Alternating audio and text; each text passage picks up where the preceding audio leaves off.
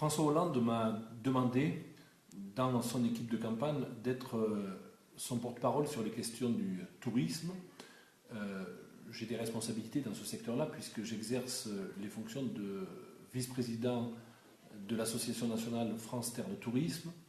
Cette association a pour objectif de regrouper à la fois des élus politiques, des professionnels du milieu du tourisme et en même temps des experts. Depuis un certain nombre d'années, je réfléchis à ce que doit être le tourisme. C'est un secteur qui est porteur d'activité, on oublie trop souvent, c'est 6% du PIB, autant que l'automobile, autant que l'agroalimentaire, et pourtant c'est un sujet qui revient très peu dans les campagnes électorales. On n'en parle pas souvent.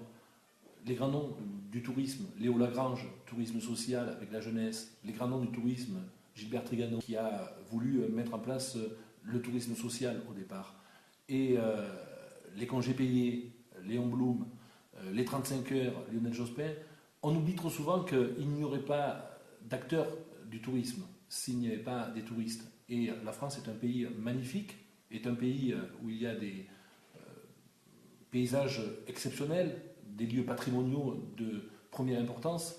Et comme je le dis très souvent, le tourisme est délocalisable, même si nos lieux ne le sont pas.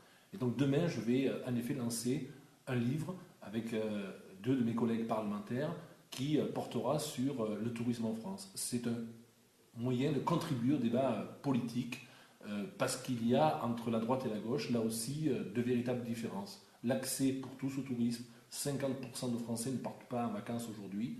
C'est aussi un choix que nous devons débattre à l'occasion de ces élections présidentielles.